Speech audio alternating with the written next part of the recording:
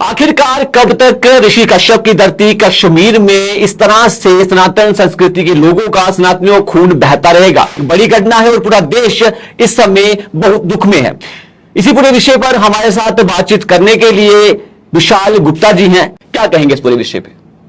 इसको अगर मैं साफ शब्दों में कहूं बिना लाग लपेट के, मुझे लगता है कि ये जिहाद है और जिसको हर व्यक्ति को, हर एक हिंदू को, सनातनी को इस बात की समझ होनी चाहिए कि 1947 के बाद से ये जो झुंझुना पकड़ा दिया है सबको, कश्मीरियत का, जमहूरियत का, इंसानियत का। कश्मीरियत का असली मतलब ये है हिंदू विरोधी। तो इस जिहाद को जो पाला पोसा है उसमें गुनहगार वो लोग भी हैं जो कश्मीर में गए, जिन्होंने पैसा खर्च किया। वहां पे हम विकास कर रहे हैं कश्मीर का, रेल चला दी कश्मीर तक।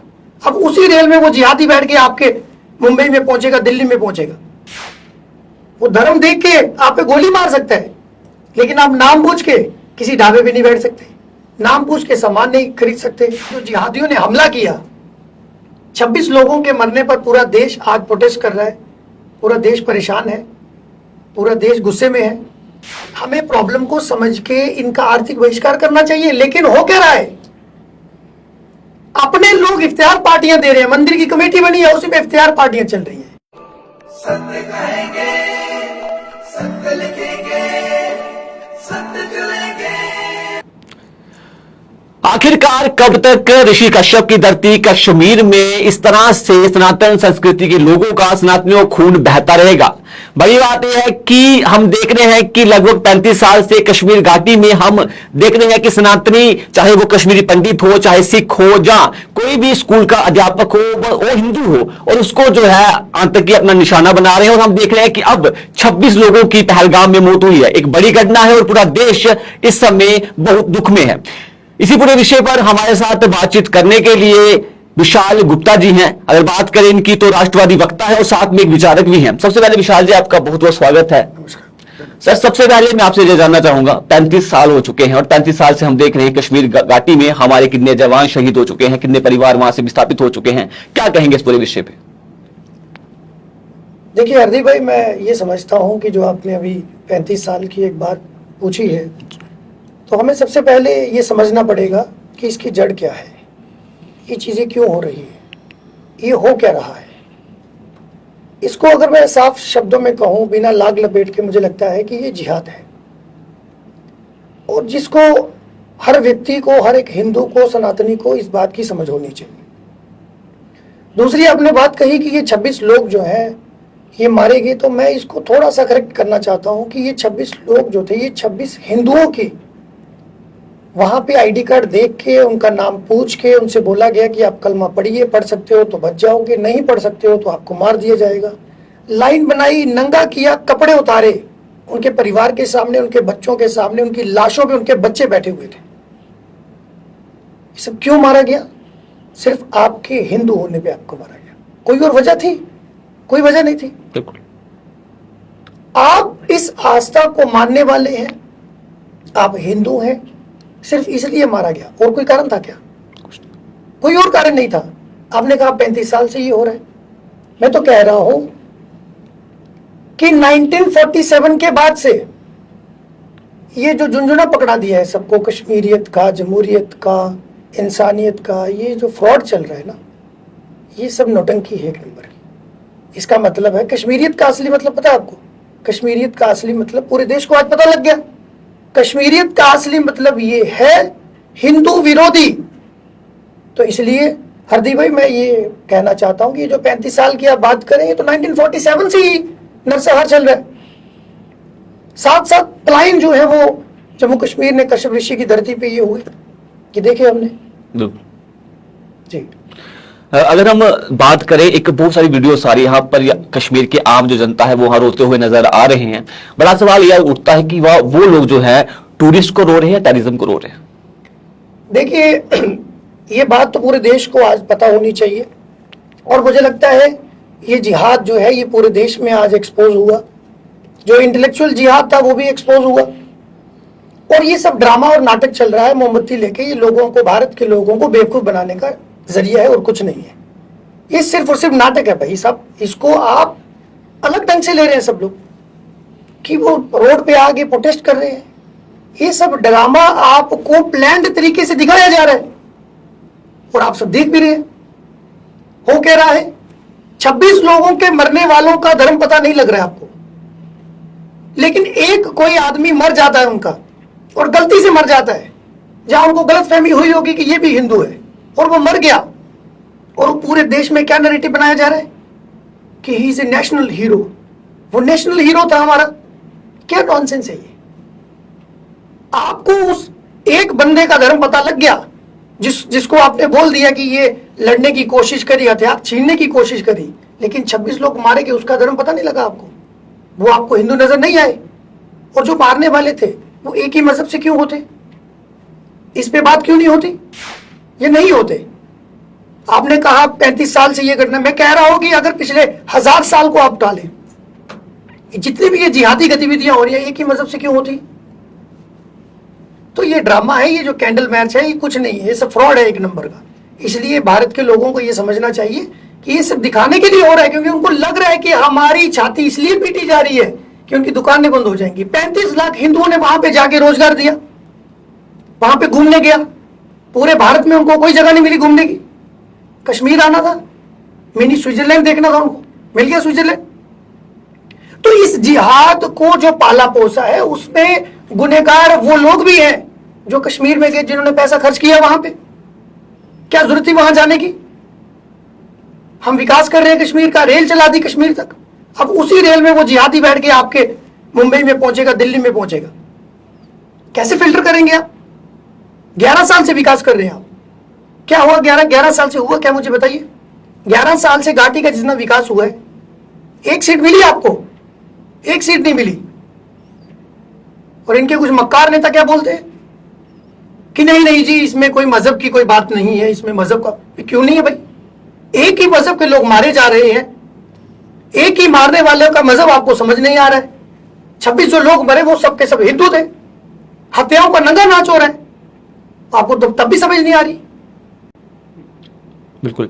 अगर हम देखें, बहुत सारी ऐसी वीडियोस आ रही हैं जिसमें हम देख पा रहे हैं कि जो कैंडल मार्च हो रहे हैं वहां पर बहुत सारे ऐसे युवा जो पीछे खड़े हैं वो वीडियो में हंसते हुए नजर आ रहे हैं। कैंडल मार्च तो चल रहा है पर वो हंसते हुए नजर आ रहे हैं, इस पे क्या कहेंगे। मैंने फिर वही बात कही हरदीप भाई, ये जो कैंडल मार्च आप कह रहे हो, सब पूरे देश में जो लोग इस समय ये कह के बाहर आ रहे हैं, आप देखिए कैंडल मार्च में पीछे लोग हंस नहीं रहे। बिल्कुल, हाँ।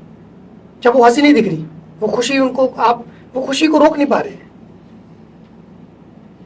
हिंदुओं की हत्या पे ये जो जिहादियों ने हमला किया, 26 लोगों के मरने पर पूरा देश आज प्रोटेस्ट कर रहा है, पूरा देश परेशान है, पूरा देश गुस्से में है। लेकिन जब आप कैंडल मार्च में पीछे हंसते हुए लोग देखते हैं, जब पाकिस्तान के हाई कमीशन जो यहाँ पे बैठा हुआ है दिल्ली में, वो आज केक काट रहे हैं, तो ये खुशी नहीं मना रही क्या। आपको इसे समझ आना चाहिए कि क्या हो रहा है। एक तरफ आप काम करो, दूसरी तरफ टीम ए काम करेगी, दूसरी तरफ टीम बी काम करेगी। टीम ए जो है वो AK-47 में होती है और टीम बी जो है वो मोमबत्ती लेके होती है। That's it. बिल्कुल। एक बड़ा बयान जो है पाकिस्तान के जो विदेश मंत्री उनका आया कि उनका कहना है कि पाकिस्तान का इस घटना में कोई हाथ नहीं है। इस पर आपका क्या कहना है। देखिए, मैं ये समझता हूं कि इस घटना के पीछे जो अभी जानकारी अभी तक जो मीडिया के माध्यम से और बाकी जो माध्यम हो सकते हैं उनके माध्यम से जो चर्चाएं चल रही हैं, जो आया है कि बताया जा रहा है कि इसमें लश्कर का और TRF करके उनका एक एसोसिएट ऑर्गेनाइजेशन है, वो इन्वॉल्व है। लेकिन आप समझिए कि अगर इस लश्कर तैयबा को जो अभी इस समय कमांड कर रहा है, जो अभी देखरेख कर रहा है इसकी, जो खालिद है इनका, उसको स्पॉन्सर कौन करता है। Pakistan army, ISI। तो क्या सिर्फ आप कहें कि ये काम लश्कर और ये जो द रेजिस्टेंट फ्रंट जो है ये काम कर रहा है, तो ये आधा सच है। बिना पाकिस्तान आर्मी के, बिना ISI के इन्वॉल्वमेंट के ये काम नहीं हुआ है। और सारी घटनाओं में पाकिस्तान आर्मी और ISI का पूरा हाथ होता है। ये आसिम नजीर जो है, ये कौन है, जो पाकिस्तान का चीफ है इस समय आर्मी का, उसका अभी थोड़े दिन पहले एक स्टेटमेंट आती है। वो बोलता है कि कश्मीर हमारी जो गले की नस है, और एक बहुत भड़काऊ भाषण देता है। आपको क्या लगता है वो किसके लिए भाषण था। पाकिस्तानियों के लिए था। नहीं, वो पाकिस्तानियों के लिए नहीं था, वो हिंदुस्तान में रह रहे पाकिस्तानियों के लिए भाषण था। वो उनको जिहाद पे लगाना चाहता था, तो वो एक नंबर का जिहादी है। तो इसमें पाकिस्तान आर्मी की इन्वॉल्वमेंट है, इसमें आईएसआई की पूरी इन्वॉल्वमेंट है। ये आईएसआई का चीफ रह चुका है, जिसकी मैं बात कर रहा हूं, आसिम की। तो इसलिए ये आपको समझना पड़ेगा कि इसकी जड़ जो है, वो इसका जो एपिसेंटर है, जो इसका केंद्र है, वो पाकिस्तान है, पाकिस्तानी आर्मी है, आईएसआई है। इसी के साथ अगर हम देखें तो क्या लगता है आपको कि और कौन कौन लोग इस पूरी घटना में जो है इन्वॉल्व हैं और क्या मकसद रहता है खास करके ऐसी घटनाओं का? देखिए, मैंने आपको अभी बताया कि आपने मुझसे पूछा कि किस तरह से पाकिस्तान इसमें इन्वॉल्व है या नहीं है। तो आपको ये समझना पड़ेगा कि ये एक फ्रंट पे काम नहीं चल रहा है, ये बहुत मोर्चों पे युद्ध चल रहा है, ये हमें समझना पड़ेगा। हमने बाहरी मोर्चे की बात कर ली, हमने कहा कि असीम मुनीर जो है वो पाकिस्तान आर्मी का चीफ और आईएसआई मिलके किस तरह से ये हिंदुस्तान में ये घटनाएं कर रहे हैं। ये जो इस्लामिक जिहाद, जिसको इस्लामिक टेररिज्म मैं कहना चाहता हूँ, वो भारत में हो रहा है। और मैं ये मानता हूं कि इसके साथ साथ जो आंतरिक मोर्चा है, जो भारत के आंतरिक गद्दार हैं, वो भी इसमें इन्वॉल्व है। इसमें जुडिशरी इन्वॉल्व है। इसमें मुझे ऐसा लगता है कि इंटेलिजेंस होगा, सरकार ने दिया होगा, जो सेंट्रल एजेंसीज होती हैं, जो सिक्योरिटी एजेंसीज होती हैं, उन्होंने इसका अलर्ट तो दिया होगा। सिस्टम में भी कुछ लोग कॉम्प्रोमाइज्ड होंगे कि अगर कोई इनपुट थे, कोई अलर्ट था, बावजूद उसके ऊपर क्यों सुस्ती बरती गई, उसके ऊपर एक्शन क्यों नहीं हुआ, क्यों उस अलर्ट के ऊपर पहले से ही ये सारी चीजें प्लान क्यों नहीं करी गई। बिल्कुल। तो इसका मतलब ये समझना पड़ेगा कि एक इंटेलेक्चुअल जिहाद भी चल रहा है इस देश में, जो सिस्टम के अंदर होगा, काम कर रहा होगा। सिस्टम के अंदर कुछ लोग कॉम्प्रोमाइज हो सकते हैं, इस पे चर्चा होनी चाहिए। उस जगह का कौन मौकेगा, वहां पे ऑफिसर है, बड़े से बड़ा ऑफिसर जो है, उसके लिए भी, उनसे भी इसकी जांच होनी चाहिए, उससे बात होनी चाहिए कि आप अपने इनपुट दीजिए कि आप ये सब जब हो रहा था, इसके इनपुट थे या नहीं थे। और मैं आपको क्लियरली बोल दूं कि बिना लोकल हैंडलर्स के, बिना OGW के, बिना लोकल सपोर्ट के ये कर पाना नामुमकिन था। ये सारा लोकल सपोर्ट हुआ है। सारी लॉजिस्टिक सपोर्ट कौन दे रहा? आपको क्या लगता है कि जब इन्फिल्ट्रेशन होती है, जब बॉर्डर से क्रॉस करके कोई आतंकवादी यहाँ पे आता है, उसको सपोर्ट कौन करता है? खाना कौन देता है? रहने को कौन देता है? अब बताइए ना इस बात को। इस पे चर्चा क्यों नहीं हो रही? तो जब वो अंदर आ रहा है, उसको सिर्फ लाइन क्रॉस करनी है, वो अंदर आ रहा है, उसको लोकल गाइड मिल जाता है, उसको बताया जाता है कि कहां कहां क्या रेकी हुई उस जगह की। आपको लग रहा है ये लोकल इन्वॉल्वमेंट के बिना हो रहा है? क्या उनको आइडेंटिफाई नहीं करना चाहिए? जो जिहादी हर घर छोड़ के वहां पे जिहादी मिल जाएगा, क्या उनकी वहां पे जांच नहीं होनी चाहिए? आप कहते हो 1500 लोगों को उठा लिया, क्या होता 1500 लोगों को उठाने से?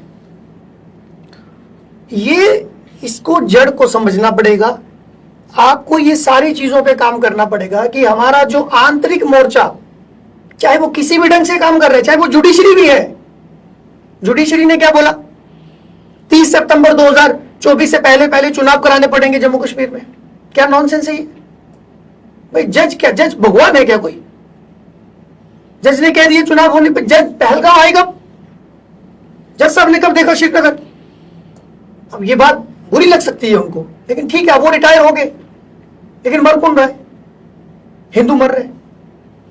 जज साहब की तो हो गई छुट्टी, लेकिन भुगतना किसको पड़ रहा है? तो जम्मू कश्मीर में चुनाव की जरूरत थी ही नहीं, बावजूद उसके ये प्रेशर डाला गया।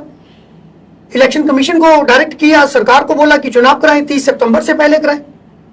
यहां का माहौल ठीक नहीं था, बावजूद उसके उनके कहने पे करा दिया। अच्छा, ये काम सुरक्षा एजेंसियों का था कि ये कोर्ट का काम था? बताइए मुझे।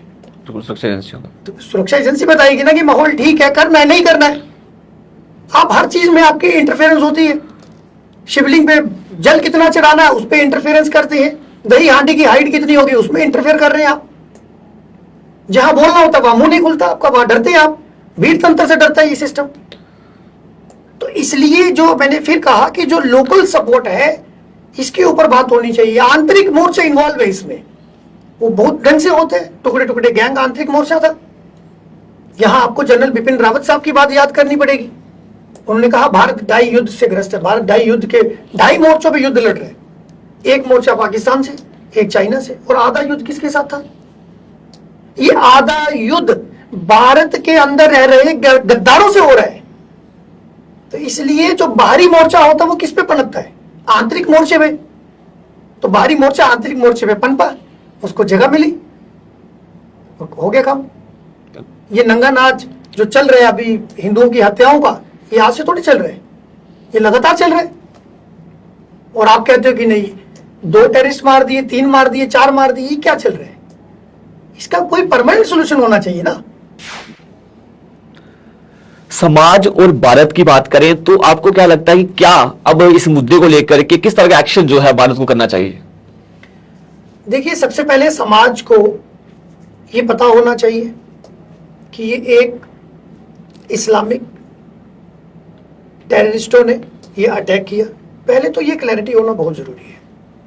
तो कोड़ी के छुड़वे नेता आज ये भाषण दे रहे हैं कि ये इससे मजहब का कोई लेना देना नहीं है, ये सब फ्रॉड है, नौटंकी है, ये सब उनकी मक्कारी है। उनको कुछ चाहिए होगा तो इसलिए वो झूठ बोल रहे हैं समाज से। तो ऐसा पहले तो लोगों को क्लैरिटी होना बड़ा जरूरी है कि ये जो हो रहा है वो कौन लोग कर रहे हैं, किस मजहब के लोग कर रहे हैं, इसका एजेंडा क्या है। एक जो जागरूक समाज होता है ना, वो कोसों दूर हुई एक प्रॉब्लम को, कोई समस्या हो जाए, कोई बीमारी हो जाए, कोई घटना घट जाए, उसके ऊपर चर्चा करता है, उसका निष्कर्ष ढूंढता है, उसका सोल्यूशन ढूंढता है। बिल्कुल, ये एक जागरूक समाज की निशानी होती है। एक जागरूक समाज जो होता है उसे अपने शत्रु का पता होता है, उसे अपने दोस्त का पता होगा, दुश्मन का पता होगा, वो इसी पे चर्चा करता है। लेकिन सोए हुए समाज की प्रकाष्ठा देखिए। एक तो आप सोए हो तो बात अलग है, आप सोने की एक्टिंग कर रहे हो तो फिर हम क्या कर सकते हैं? बिल्कुल। तो इसलिए यहां तो पहले सबसे पहले यही समझना पड़ेगा कि समाज इसमें क्या कर सकता है। समाज अपनी जिम्मेदारी कैसे अदा कर सकता है? वो धर्म देख के गोली मार रहे हैं, लेकिन आप मजहब देख के आप टैक्सी नहीं ले सकते, है ना। वो धर्म देख के आप पे गोली मार सकता है, लेकिन आप नाम पूछ के किसी ढाबे पे नहीं बैठ सकते, नाम पूछ के सामान नहीं खरीद सकते, आप आर्थिक बहिष्कार नहीं कर सकते। तो समाज को सबसे पहले ये बदलाव लाना पड़ेगा। हमारे लोगों के बीच में यहां पे बैठे हुए मैं बताता हूं, ये पलावाला से लेके लखनपुर तक हिंदू समाज ने अपनी जमीनें दी इनको बैठने के लिए या नहीं दी, अपनी दुकानें दी किराए पे जिहादियों को। फिर उसके बाद बोलते हैं कि गड़बड़ हो गई। पहले आपको मजा आ रहा है, फिर जब कुछ होता है फिर आप समाज के असली दुश्मन ये लोग हैं। बॉर्डर के पास इन्फिल्ट्रेशन होती है, ठीक है होती है, उसके बाद कहां जाते हैं? ये बॉर्डर के किनारे कच्छ से लेके गुजरात से लेके पलावाला तक और कश्मीर तक, सारे बॉर्डर के पास जितनी इलीगल सेटलमेंट हुई है वो एक ही मजहब के लोग हैं। अब इस बात को क्यों कोई चर्चा नहीं करता? सिर्फ वहां से आना है, सारी आगे सपोर्ट मिलती है। बिना लोकल ओजीडब्ल्यू के, बिना हैंडलर्स की सपोर्ट के ये सब हो रहा है क्या? आप मुझे बताइए, होगा ये? पॉसिबल नहीं, ये नहीं हो रहा। तो ये समाज को ये ध्यान देना है कि बाहरी मोर्चे से लड़ने के लिए सेना है, पुलिस है, ठीक है, चलो एसओजी ये सब काम कर रहे हैं। आंतरिक मोर्चे से सिर्फ समाज लड़ सकता है, और एक जागरूक समाज ही लड़ सकता है, और कोई नहीं लड़ पाएगा। तो इसलिए हमें प्रॉब्लम को समझ के इनका आर्थिक बहिष्कार करना चाहिए। लेकिन हो क्या रहा है? अपने लोग इफ्तियार पार्टियां दे रहे हैं, मंदिर की कमेटी बनी है उसी में इफ्तियार पार्टियां चल रही है, मजाक चल रहा है, सेकुलरिज्म का चूरन बांट रहे हैं और चाट रहे हैं, मजा आ रहा है इनको। ये गद्दार है। क्या कर रहे हैं ये लोग?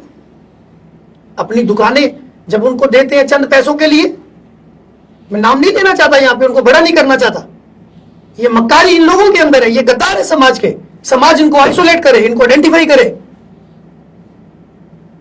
फिर आप कहते हैं कि ये हिंदू मुसलमान कर रहे हैं। इसमें हिंदू मुसलमान कहां पे? मुझे बताइए ना, इसमें कहां पे है हिंदू मुसलमान? तो इसलिए समाज की सबसे बड़ी जिम्मेदारी ये होती है कि अगर वो धर्म दे के गोली मार रहे हैं, लेकिन आप नाम दे के आप रिश्ता नहीं बना सकते, आप नाम दे के आपको ये तय नहीं कर पा रहे कि नहीं ठीक है मुझे किसके साथ शाम को चाय पीनी है बैठ के। आप अपने स्वार्थ और लालच के लिए अपने राष्ट्र के साथ गद्दारी कर रहे हैं।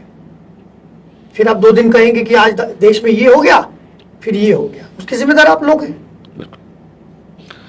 क्या लगता है आपको कि जो कश्मीर का मुद्दा है, क्या हल है इस मुद्दे का? मिलिट्री, आर्मी को दे देना चाहिए।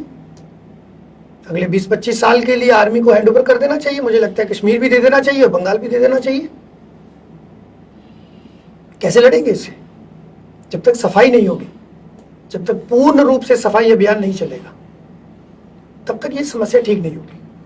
ठीक है, इसलिए मिलिट्री, भारत सरकार कश्मीर को, पश्चिम बंगाल को अगले 25 साल के लिए आर्मी को हैंड ओवर कर दे, ताकि ये जो बीमारी, जो जड़ जो है ना, उस पे काम हो पाए। अगर आपको जड़ पे काम करना है ना, तो फिर यही करना पड़ेगा। जब तक ये नहीं होगा तो मुझे नहीं लगता कि आप थोड़ा सा आप एक स्ट्राइक कर देंगे। आपने पहले 2 स्ट्राइक करी, उसके बाद क्या हुआ? फिर से घटनाएं हो रही है। ये बात तो सरकार की एक अच्छी है कि पहले की सरकारें जब कुछ होता था तो उसका रिटेलिएशन नहीं देती थी, लेकिन 2014 के बाद से ये हुआ कि जब कुछ ऐसी घटनाएं भारत में हुई, जब कभी पाकिस्तान ने या पाकिस्तान स्पॉन्सर्ड लोगों ने कुछ किया, तो सरकार ने उसका बड़ा जवाब भी दिया, ऐसा नहीं है। लेकिन मैं ये बार बार कहना चाहता हूं कि हमें ये समझना पड़ेगा कि ये कोई स्थायी सोल्यूशन नहीं है, परमानेंट सोल्यूशन नहीं है। आपको सर दर्द हुआ, दवाई खा ली आपने, फिर सर दर्द हुआ, फिर दवाई खा ली, लेकिन इसका परमानेंट सोल्यूशन चाहिए। अब करें, एलओसी क्रॉस करें। भारत राष्ट्र का 85 करोड़ हिंदू आपके साथ खड़ा है, करिए एलओसी क्रॉस। और इतना बम मारिए, इतना इतना मिसाइल मारिए, इतना गोला मारिए कि उसके पाकिस्तान के आर्मी के चीफ के जो कान के पर्दे फट जाए। समाज आपके साथ है, और कैसे साथ देगा? समाज जो आंतरिक तौर पे जो रोज के उसके कार्य हैं, वो तो समाज को जागरूकता लानी है। लेकिन आज समाज अगर आक्रोश में, गुस्से में बाहर आया है, तो उसने कहा है कि भाई मैं आपके साथ हूं, करिए ना जो करना है। किसने मना किया? इसलिए पाकिस्तान, अगर आपको लगता है कि इसका इलाज करना है, तो पाकिस्तान पे एक ऐसी कार्रवाई करनी पड़ेगी कि पाकिस्तान की आने वाली नस्लें अगले 50 साल के लिए याद रखें कि भारत ने 2025 में ऐसा रिटेलिएशन दिया कि वो जिंदगी में कभी ऐसी घटना न करे। विशाल जी, हम थोड़े दिनों से देख रहे हैं कि जम्मू संभाग की बात करें तो यहां पर हम हीरानगर, बनी बसोली, कठुआ, उधमपुर, इन इलाकों में भी दोबारा से जो आतंकवाद पनप रहा है। क्या कारण लगता है इसका आपको? देखिए, ये बहुत अच्छी बात आपने पूछी है और मुझे लगता है कि ये इसके ऊपर चिंतन सबको करना चाहिए। लेकिन मेरा मानना ये है कि 16 अक्टूबर 2024 के बाद से, जब से यहाँ पे एक इस्लामिक सत्ता कायम हुई जम्मू कश्मीर में, उसके बाद से ये ट्रेंड जो है ये बढ़ा है। ये आत्मविश्वास लोगों का बढ़ा है, और मुझे ये भी लगता है कि गो तस्करी की घटनाएं इसी 16 तारीख के बाद बहुत बढ़ी हैं। ये उनका आत्मविश्वास बढ़ने के कारण ये होता है कि आपको पता है कि हमें बचाने वाले बहुत लोग हैं। आपने देखा होगा कि नार्को टेररिज्म अपने चरम पे है इस समय। चिट्टे का कारोबार, आपको लगता होगा कि ये सिर्फ एक नशे का कारोबार है। मैं ऐसा नहीं समझता। मुझे ऐसा लगता है कि ये एक नार्को टेररिज्म है जो पाकिस्तान इसको स्पॉन्सर करता है, आईएसआई इसको स्पॉन्सर करती है, और बॉर्डर के माध्यम से उनके जो अपने लोकल हैंडलर्स हैं उनके थ्रू ये सारा टेररिज्म पूरे जम्मू कश्मीर में, क्या पूरे भारत में इसको ऑपरेट किया जा रहा है। तो ये इसका ऑपरेशन और मैनेजमेंट पाकिस्तान और आईएसआई देख रही है। तो मुझे लगता है कि ये जो ट्रेंड आप पूछ रहे हैं, ये जम्मू कश्मीर में चुनाव होने के बाद से, जब से यहाँ पे एक नई सरकार बनी, तब से ये ट्रेंड बढ़ा है। और इन सभी तरह की घटनाएं, टारगेट किलिंग भी मुझे लगता है वो ज़्यादा बड़ी है। और समाज को भी ये ध्यान देना चाहिए, क्योंकि मैं पहले भी बोल चुका हूँ कि जागरूक समाज चिंतन करता है। जागरूक समाज को ये पता होना चाहिए कि उसका दोस्त कौन है, उसका शत्रु कौन है। जागरूक समाज को ये भी पता होना चाहिए, हम अपने शत्रु से सीखते भी नहीं है, हम नहीं सीखते उससे।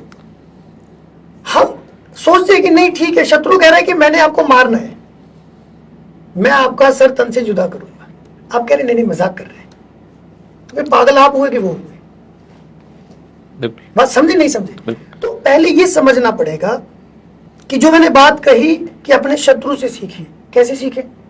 पाकिस्तान का एक कमांडर एसके मलिक, वो एक किताब लिखता है, the Quranic concept of war. उसमें क्या लिखता है? अगर भारत का इस्लामीकरण करना है, भारत में गजवाए हिंद करना है, निजाम मुस्तफा करना है, तो उसका रास्ता पहाड़ से होकर गुजरेगा। अगर हमने पहाड़ पे कब्जा कर लिया, अगर हमने पहाड़ों का इस्लामीकरण कर लिया, तो हम भारत का इस्लामीकरण कर लेंगे। तो इसलिए अगर समाज अपने शत्रुओं की लिखी हुई बातों पे भी विश्वास नहीं कर रहे, उसकी भी शुगर कोटिंग कर रहे, आज यही नैरेटिव है। आज एक सच को झूठा नैरेटिव बना के परोसा जाता है और आप मान लेते हैं। जैसे आपने मुझसे सवाल किया कैंडल मार्च का, वो फेक नैरेटिव परोसा गया, लोगों ने मान लिया, उसको नेशनल हीरो बना दिया। जो एक इनका मरा, 26 मरे, उसकी चर्चा नहीं कर रहे, उसको नेशनल हीरो लिख रहे। तो ये नैरेटिव का वॉरफेयर भी है। एक पूरा इकोसिस्टम, एक टूल किट काम कर रही है, उसको एक्सपोज करने की जरूरत है। तो इसलिए मैं ये समझता हूं कि समाज अपने ढंग से जिस जगह पे है इस पे काम करे, अपने शत्रु से सीखे, वो हमारे बारे में क्या सोचता है, अपने बच्चों से, अपने समाज में शाम को बैठे चर्चा करें, डिस्कशन करें, और पता होना चाहिए कि समस्याएं क्या है, उनका सोल्यूशन क्या है। और जो अपने भी अगर आपके गद्दार हैं तो उनको त्याग करना पड़ेगा, उनको छोड़ना पड़ेगा। इसलिए मैं ये मानता हूं कि हमें नैरेटिव के इस वॉरफेयर में, इस इकोसिस्टम जो एक चल रहा है, उस नैरेटिव को तोड़ने का काम करना चाहिए। फॉल्स नैरेटिव को तोड़ना बहुत जरूरी है। जैसे मिलिटेंट नहीं होता इस्लामिक टेररिज्म है, इसको जिहाद बोलेंगे, ठीक है। दूसरी बात, ये टूरिस्ट नहीं थे, पर्यटक नहीं थे, ये 26 के 26 लोग हिंदू थे। तो इसलिए ये बातें जब हम चर्चा करें, शब्दों का खास ध्यान रखें। तो ये हमें ध्यान रखना चाहिए। और क्यों मारा गया? धर्म देख के मारा गया, आईडी कार्ड देख के मारा गया। जिस तरह से वीरजादा फतेह सिंह, साहबजादा फतेह सिंह और साहबजादा जोरावर सिंह जी को इन्होंने जिंदा दीवार में चुनवा दिया। क्यों चुनवाया? क्योंकि उन्होंने उस मजहब को, उस इस्लाम को कबूल नहीं करा। सिर्फ इसलिए जिंदा दीवार में चुनवाया। और क्या कारण था? आपने मुझसे कारण पूछा तो यही कारण था। तो इसलिए जो मेन कारण यही है कि भारत का गजवाए हिंद जो इस्लामीकरण ये करना चाहते हैं, यही कारण है। हमारे साथ खास बातचीत करने के लिए विशाल गुप्ता जी थे, राष्ट्रवादी वक्ता हैं, विचारक है। और बड़ी बात यह है कि इन्होंने पहलगाम मुद्दे पर जो है बड़ी बात कही, और खास करके इन्होंने ये भी कहा कि अगर कश्मीर को आर्मी के भरोसे कर दिया जाए, आर्मी के हवाले कर दिया जाए, तो ये मसला हल हो सकता है। और खास बातचीत के लिए पहलगाम मुद्दे पर हमारे साथ जुड़े हुए थे। आप देखते रहिए दैनिक स्टेट समाचार। धन्यवाद।